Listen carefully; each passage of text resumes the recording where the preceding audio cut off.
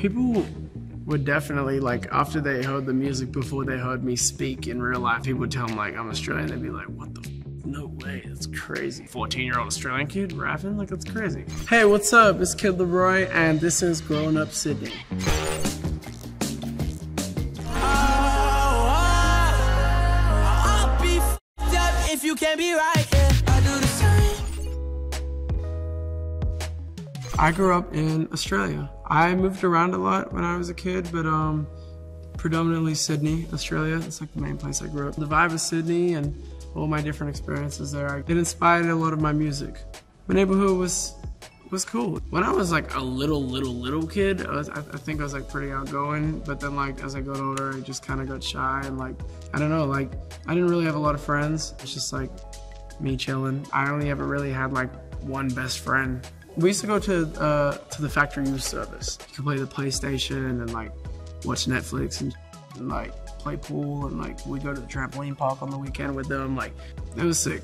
My mom used to play a lot of stuff. Tupac, Dear Mama, Eminem, Kanye, Fugees. That's a big one that I remember, the Fugees. I used to like memorize the lyrics and then like rap them around the house and stuff. Then eventually I just started relating to certain lyrics and just be like, damn, I could do this myself. So I always kind of knew I wanted to do music. I did just about every sport in the book because I guess like everyone kind of made me feel stupid about the whole music thing at school.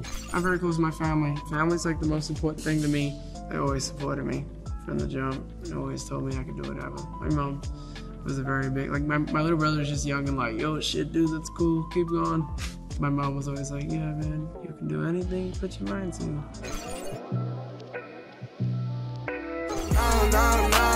I saw that don't ever leave me long. I was about 11 years old when I came up with the name Kid LAROI. The first song I can remember ever writing was, I used to watch this TV show called Pimp My Ride, and the host was Exhibit, which was sick. I remember like dropping a bar in there, like, call Exhibit to pimp your ride, or something like that. I would like record stuff on my phone and like post it on Facebook. Every time there was a celebrity in town, I'd go and like track down where they were staying or like where they were going and like try and wait out the front and play the music and stuff like that. Deep down, I was always like feeling a little scared about doing that stuff, but like can't be shy.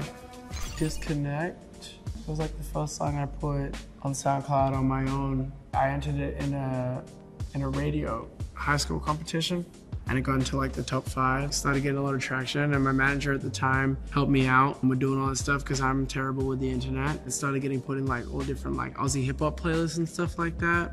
I would like open for people when they would come to Sydney, and like I'd play it live, and like people, like lots of people like knew that song, which is really cool. I released 14 with a Dream in 2018.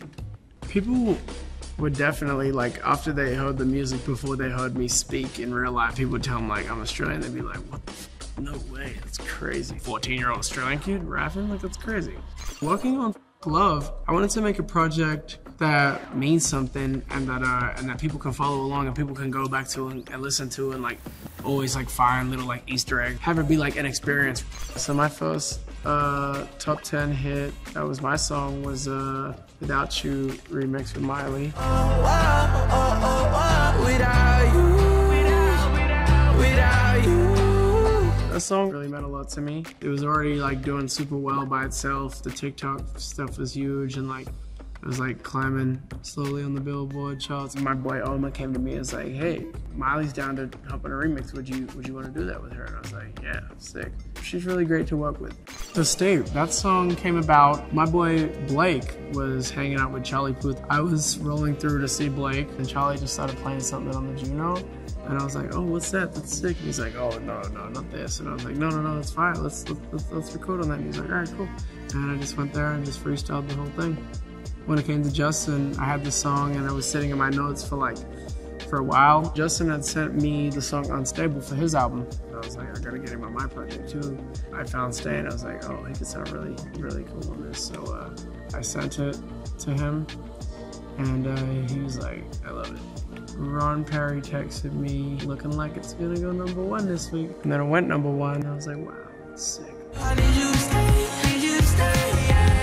I was talking about this the other day with one of my friends, like stuff that we remember now that we go back and be like, oh, the throwbacks, you know. Maybe something like Stay is gonna be like that for maybe some 10-year-olds right now that are growing up, you know. Maybe like in a couple years they'll look back and be like, oh, remember that song Stay, you know, hopefully. So it's pretty cool.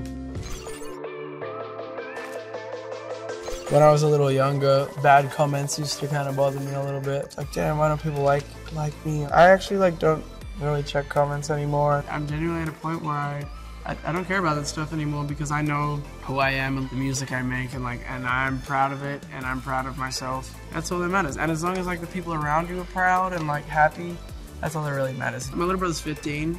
I was only 15 3 years ago. It's kind of tough being a big brother because you have to kind of try and find the line of how do I be strict but cool at the same time. So that's the tough part that I'm still always trying to figure out. Is you're in a box and the box just keeps unfolding. You know what I'm saying? So you keep seeing different things, and music helps a lot with all of that. I really give everything to my music and really just anything that I do. I'm a real person and not very unlike everybody else. I don't know, it's been interesting and wild and fast. What I'm looking forward to in the future, just been making good music and just taking care of my family.